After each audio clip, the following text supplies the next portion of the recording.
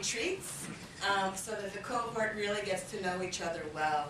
And what I always say about that, we are cultivating in 1 year the relationships, the connections, the support that will follow you throughout the rest of your career that it took me 20 years to develop in my career. So we are catalyzing Latino leadership for this city because as a young community, we don't have time to waste. We need all of our dedication, time, commitment, energy to be able to propel our community forward. So with that, let me introduce our keynote speaker. On more than one occasion, I've had the opportunity to hear Mayor Emanuel speak of his love for the city of Chicago. Mayor, I'm so happy that we have that in common because I too love this city. Its neighborhoods, its diversity, its can-do spirit, and the power of we, which is our theme for this evening. Celebrating the power of leadership in terms of what we can do together, collectively, to continue to strengthen the city and our region. We are in a room full of we leaders who primarily serve the Latino community. But they are not only leaders, they are not only Latino leaders, they are leaders who serve this city and this region. Among their many accomplishments, they feed the hungry, they provide hope and mentorship to our youth, and they strengthen our neighborhoods. They lead with their commitment, their dedication, their intellect, their strategy, but most of all, they lead with their heart. Their corazón is what strengthens and binds the power of we as we move to make our great city even greater. Mayor Emanuel, I want to thank you for taking the time out of your busy schedule to join us this afternoon.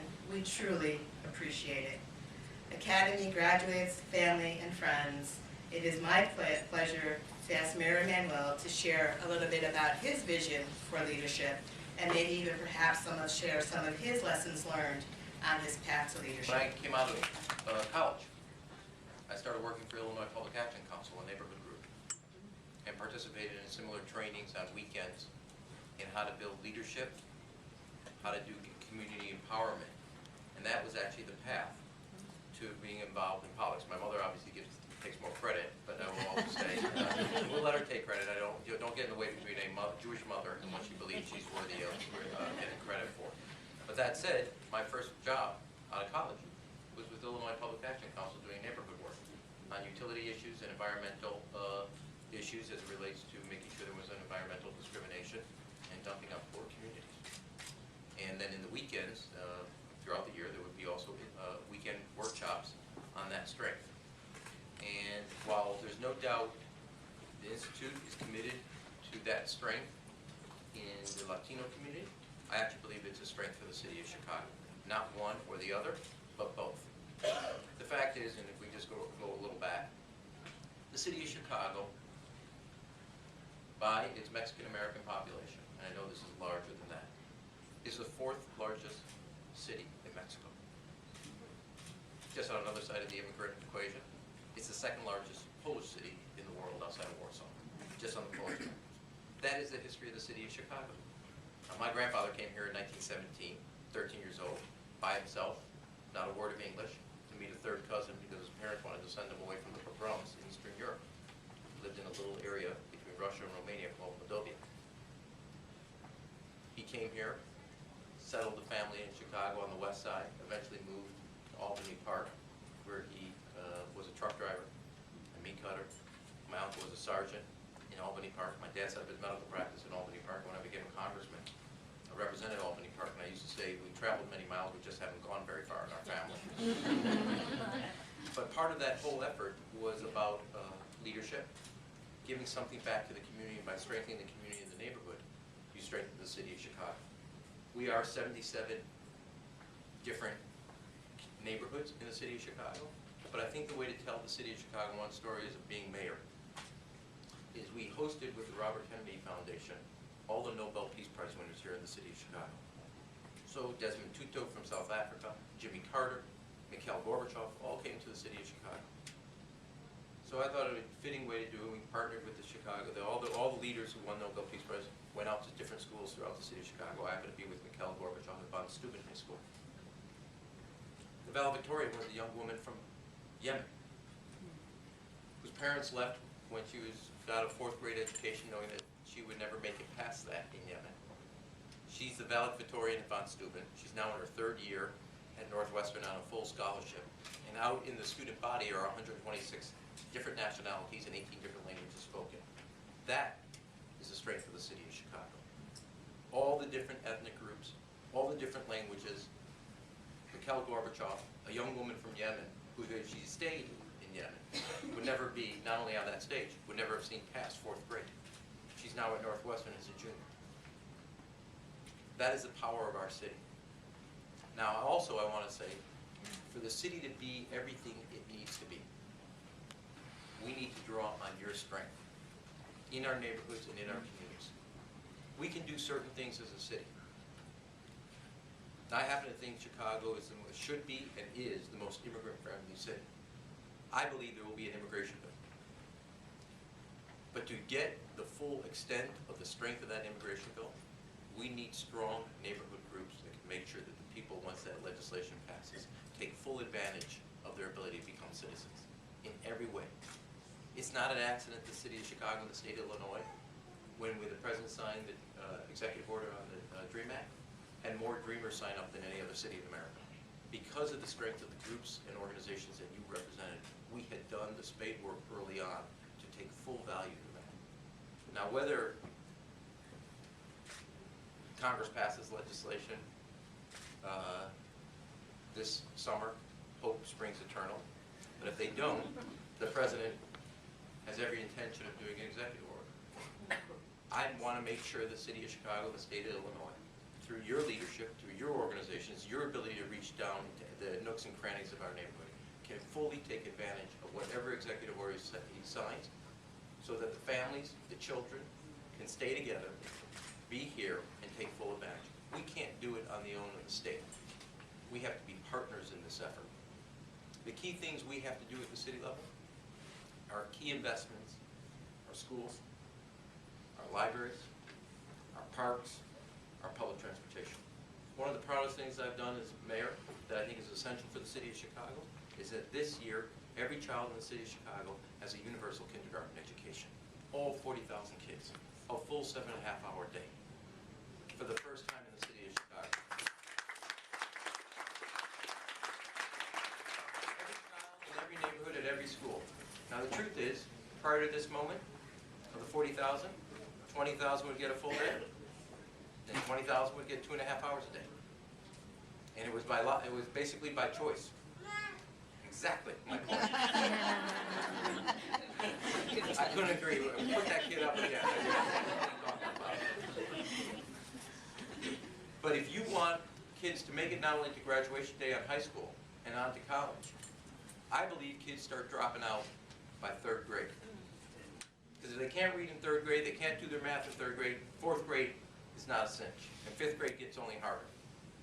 Well, that means we got to start at 3. Obviously, we got to start, as somebody who studied early childhood education, you got to start much earlier. But we literally, as a city of Chicago, had half our kids on a 2.5-hour day.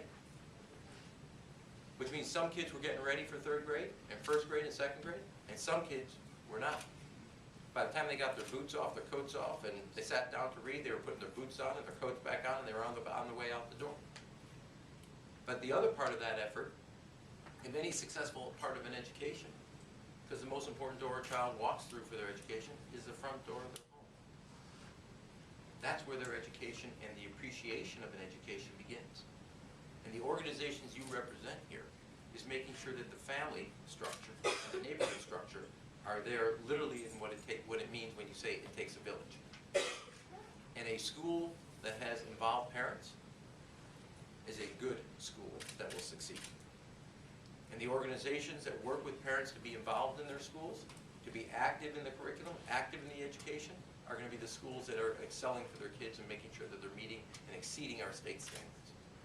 That's the partnership that happens between a public entity, the school, and a neighborhood group with the leadership that's represented in this area to succeed and make the most of that educational opportunity. Second, I don't know if you know this, but another way of illustrating the point, you see I've made a lot of changes collectively at our libraries. We have 80 neighborhood libraries throughout the city of Chicago. There's a recent international organization at the end of the year, December, came out with a report, and the Chicago Public Libraries is #1 in America, #3 worldwide. And one of the reasons is because it does not open just 9 to 6. I asked Brian Bannon and the others to reinvent our libraries through technology.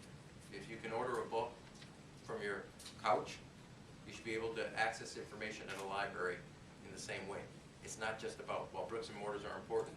It's about much, much more today. It's not about just researching the past. It's about inventing the future. We're the only library system in America with a library card, which is free. I'd like to repeat that. It's free.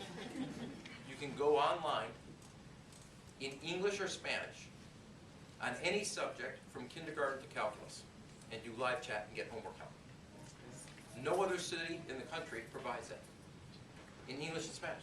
So like, I got a 17 to 15 and a 14-year-old. You hit algebra, I'm like, call your uncle, man. Give me some U.S. history or something like that. Algebra, you got to talk chemistry. That's your uncle who's going to become a doctor, not me, man. But you can now, throughout your library system, which is in every neighborhood throughout the city of Chicago, get online, live chat, tutoring help in English or Spanish on any subject. And that's ensuring, through our library system, we're helping our neighborhoods, our kids, our communities achieve what they need to achieve. But also at every library is a citizenship corner. We have now dedicated throughout the city of Chicago, parts of the library are dedicated to helping families become citizens. The communities that are most affected are obviously Latino communities. The ones that have not fully accessed all the capacity adversely affect Mexican American communities. What you're doing, what we're doing, should be partnered up. Because the truth is, at the public sector, we can do something that clearly creates a platform. For us to drive it deep and down into a neighborhood, door by door, requires your leadership. And the reason I wanted to be here is because you are actually building the political leaders of tomorrow by training them today. And for us to do what we want to do, whatever the differences are or disagreements. We don't have a disagreement about the importance of Chicago. We don't have a disagreement about the future of Chicago. And we don't have a disagreement about the role that our neighborhoods and communities and our organizations that represent our neighborhoods and communities play in building that Chicago. We may discuss how we get there, but by the way, every time I was a congressman, I voted in favor of the minimum wage. I just wanted to say that. And that is why your mayor put a task force together to figure out how we raise the minimum wage. But by the way, it also goes farther and longer if you have an earned income tax credit with it. So it's very important not just to raise minimum wage, it's very, very important to have an earned income tax credit with it. If you're going to take that wage and make sure that no child whose parent works full-time is ever raised in poverty. It's an essential thing to do. I just had to get that out. But my point is to make sure that what we need for our city, what we need for our communities, is if a library has a citizenship corner, the neighborhood groups and the organizations know how to access it and use it. If a library has an online system for tutoring in any subject, that the neighborhood groups that partner with our schools and our libraries know how to make sure that every family is aware of it, knows how to access it, to make sure that every child can achieve what they need to achieve. If your school system now has universal kindergarten, how to make sure it also makes sure that we have parent centers so they're learning like they need to do. As I saw at Stevenson School, the parents are in there in the computer room learning how to do computer coding and writing and working on their own educational capacity. That makes our school the actual community center. And the neighborhood groups that are partnering with these public entities take our mission and drive it that much farther. I wanted to be here to congratulate you on this milestone. But I wanted to also be here to ask you to give more, to double down. This is a great city with a great future if we work together on our common ideas about what this city can be and what everybody can contribute. The city of Big Shoulders was built on the shoulders of immigrants. You're looking at the son and the grandson of an immigrant.